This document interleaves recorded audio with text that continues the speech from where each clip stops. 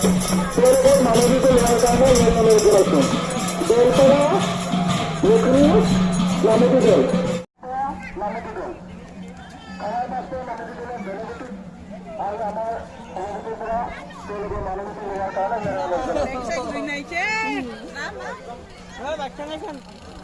Guys good morning স্বাগতম জনাইছোঁ মই পদ্মল চন্দ্ৰ ভাই মোৰ ইউটিউব চেনেললৈ আজি মই যাম ৰংজলি দৌল যাত্ৰালৈ আপোনালোকে চাই থাকিব তেনেহ'লে let's go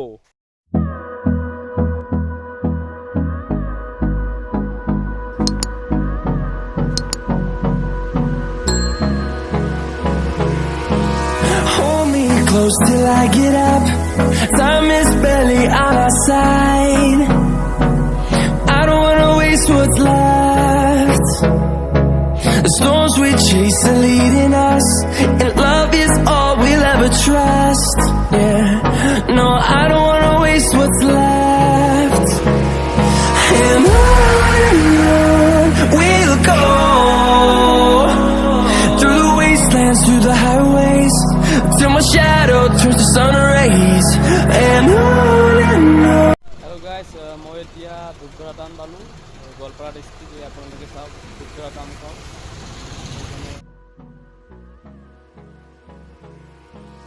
Hold me close till I get up. Time is barely on our side. I don't wanna waste what's left. The storms we chase are leading us, and love is all we'll ever trust. মই finally ৰংজলি টাউনখন পাই গ'লোঁ এইখন ৰংজলি টাউনখন আপোনালোকক দেখুৱাই আছোঁ এতিয়া মই সম্পূৰ্ণৰূপে আপোনালোকক ৰংজলি টাউনখন মই দেখুৱাই আছোঁ এইখনে হ'ল Till my shadow turns to sun rays.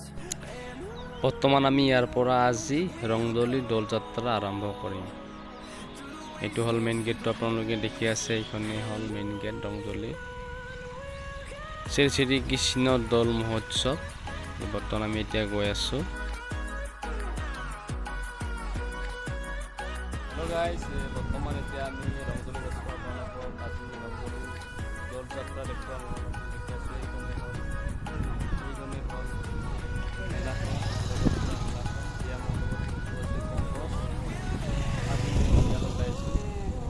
তেনেহ'লে let's go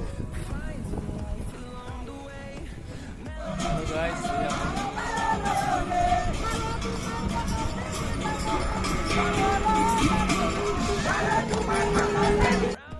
বৰ্তমান গৈ আছোঁ আমি ৰংজলি দৌল উৎসৱলৈ এয়া দেখিছে মানুহবিলাক এয়া বাদাম বেপাৰী কাঁচা বাদাম বেপাৰী এতিয়া আমি গৈ আছোঁ ৰংজলি দৌল যাত্ৰালৈ এইবিলাক দেখি আছে ভক্তপ্ৰাণ ৰাইজ শ্ৰীকৃষ্ণ বহুত বছৰ ধৰি ৰংজলি উৎসৱখন দৌল উৎসৱখন পাতি হোৱা হৈছে এতিয়া আমি দৌল উৎসৱত মেইন দৌল উৎসৱত গৈ আছোঁ এইখন আপোনালোকে দেখি আছে এইখন হ'ল দৌল উৎসৱৰ গেটখন শ্ৰী শ্ৰী ৰামচন্দ্ৰ বিগ্ৰহ এতিয়া আমি ভিতৰলৈ গৈ আছোঁ আপোনালোকে দেখি আছে আৰু মই সম্পূৰ্ণ আপোনালোকক পৰিৱেশটো দেখুৱাই আছোঁ ৰংজলি দৌল উৎসৱৰ এই আপোনালোকে দেখি আছে এয়া শ শ মানুহ আপোনালোকে দেখি আছে ইয়াতে কিবা ঢুলীয়া পাৰ্টি প্ৰগ্ৰাম আছে খন্তেক পিছতে হ'ব আপোনালোকে দেখি আছে শ্ৰীকৃষ্ণৰ ভক্তসকল আহি আছে দৌল উৎসৱত আজি ৰংজলি দৌল উৎসৱত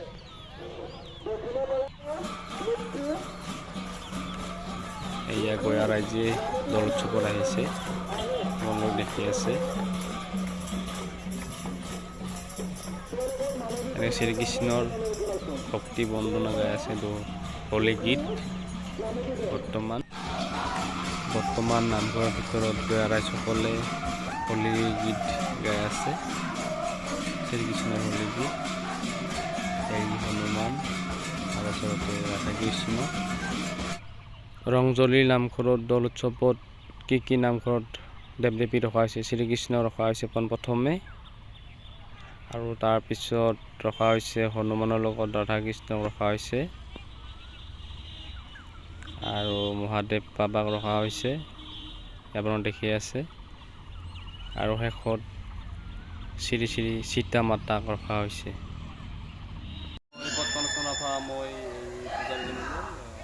মই কেইটামান কথা সুধিব বিচাৰিছোঁ, কিমান বছৰ ধৰি মানে এই দৌল যাত্ৰাখন মানে আৰম্ভ কৰা হৈছে?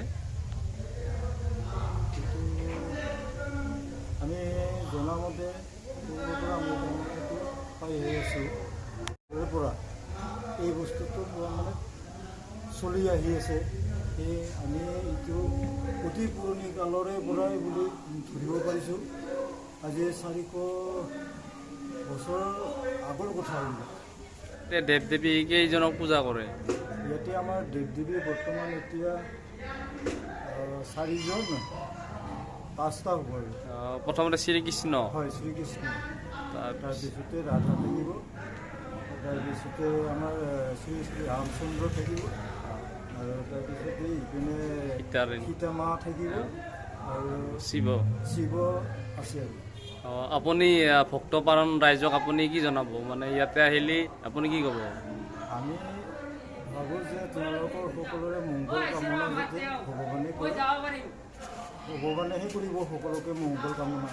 আমিতো আৰু মংগল কামনা আৰু কেনেকৈ কৰিম, কিন্তু আমি তেওঁলোকক মানে শ্ৰদ্ধা ভক্তি দেখুৱাই তেওঁলোকক কিদৰে মানে সন্মান কৰিব পাৰোঁ সেইখিনি কাৰণে আমি চেষ্টা কৰোঁ, আৰু লগতে তেওঁলোকক যাতে ভগৱানে মংগল কামনা কৰে, তেওঁলোকৰ ঘৰৰ বা তেওঁলোকৰ পৰিয়ালৰ সকলোৰে যাতে মংগল কামনা কৰে সেইখিনিৰ কাৰণে ভগৱানৰ ওচৰত আমি প্ৰাৰ্থনা কৰি তেওঁলোকক অকল আমি নিৰ্মালি এটা দি দিওঁ আৰু। আপোনালোকে দেখি আছে পাণ্ডাও আহিছে। মই আপোনালোকক ৰংজলী দৌল উৎসৱৰ সম্পূৰ্ণ পৰিৱেশটো দেখুৱাই আছোঁ। এইকেইটা হ'ল নামঘৰ, এইটো হ'ল মেইন ঘৰ। এয়া শ্ৰী মহাদেৱ বাবাক পূজা অৰ্চনা কৰিছে ভক্তসকলে, আৰু এইফালে আপোনালোকে দেখি আছে আয়তীসকলৰ নামগীত আপোনালোকে শুনি আছে।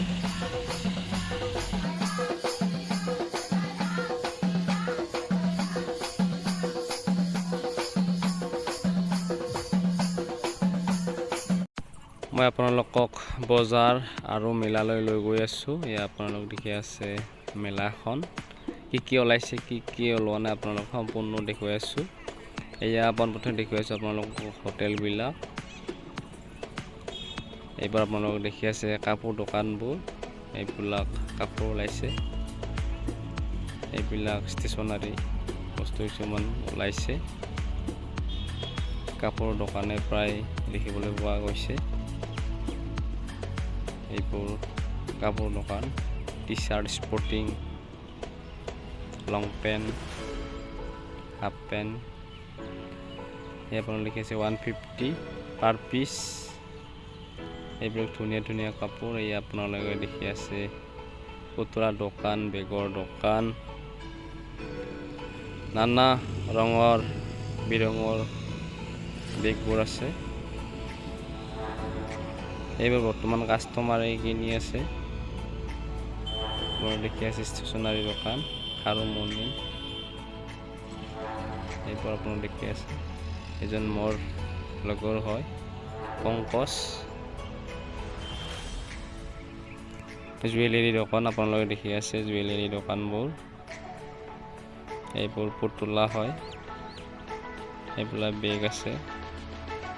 বৰ্তমান কিছুমান মানুহে এতিয়া বজাৰত আহিব লাগিছে। এতিয়া বাবেতৰ দোকান,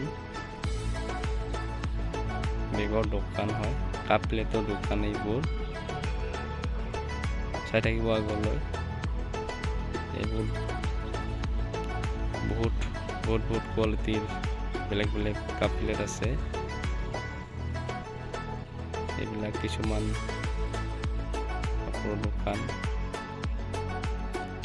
টুপিৰ দোকান আছে। এইবোৰ 100 1 পিচ মাত্ৰ। এইবোৰ মুগাৰে চলা চেণ্ডেল দোকান দেখিছে আপোনালোকে। প্ৰায় কাপোৰৰে দোকান দেখিব পোৱা গৈছে। পাৰ পিচ 100। এতিয়া আমি সম্পূৰ্ণ বজাৰখন আপোনালোকক দেখুৱাম, মেলাখন। এইবিলাক জাপি আনিছে, ফুলদানি আনিছে। এইবোৰ জাপি ফুলদানিবোৰ 100 টকাৰ পৰা 200 টকা আছে। জুৱেলাৰী দোকান, এইবোৰ জাপি আৰু কাঁহী বাতি, খুঁটি লতা, এইজনৰ ফৌজি ভাই।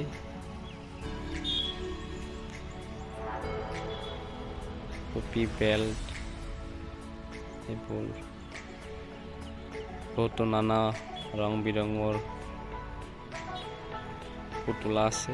এইবিলাক পুতলা ডাঙৰ ডাঙৰ দেখি আছে। প্লাষ্টিকৰ বাচন বৰ্তন, জগ, মগ ইত্যাদি কৰি বহুতো আছে ইয়াতে। বৰ্তমান কাষ্টমাৰ লাগি আছে এতিয়া। এইবোৰ প্ৰায় জুৱেলাৰী দোকান, কাপোৰৰ দোকান দেখি আছে। কাষ্টমাৰ এতিয়া বৰ্তমান বেচা কিনা হৈ আছে। আপোনালোকে দেখুৱাই আছোঁ পকা মিঠৈৰ দোকান। সম্পূৰ্ণ বজাৰখন দেখুৱাই আছোঁ আপোনালোকক। আৰু দৌল উৎসৱৰ যিখিনি এৰিয়া পৰে, প্ৰায় পুতলা দোকান দেখি পোৱা গৈছে। ৱাটছৰ দোকান, ঘড়ী, অসমীয়াত ঘড়ী বুলি কয়, ইংৰাজীত ৱাটছ বুলি কয়, আৰু বেল্ট। ইয়াত আপোনালোকে দেখি আছে ডাঙৰ ডাঙৰ পুতলা। ইয়াত ৰাস্তাৰ কাষত দোকানবোৰ। সম্পূৰ্ণ মেলাখন দেখুৱাই আছোঁ। এই মীনা বজাৰো আহিছে, দেখুৱাই আছোঁ। চাই থাকিব আগলৈ। এয়া বগাবোৱাবিলাক হ'ল ব্ৰহ্মকুমাৰীৰ দৃশ্য। এতিয়া চাৰ্কাছ আহিছে। বৰ্তমান এতিয়া চাৰ্কাছ দেখুওৱা নাই, পিছত দেখুৱাব। বৰ্তমান এতিয়া মানুহবোৰ আহিয়ে আছে। এয়া মীনা বজাৰ চকৰি আপোনালোকক দেখুৱাই আছোঁ। এইবিলাক বৰ্তমান এতিয়ালৈকে সৰু সৰু ল'ৰা ছোৱালীবিলাক অহা নাই, সেইকাৰণে গাড়ীখন এনেকুৱা ঘূৰুৱাই আছে। আপোনালোকে চিত্ৰহাৰ ঘৰ আৰু লগতে চকৰি।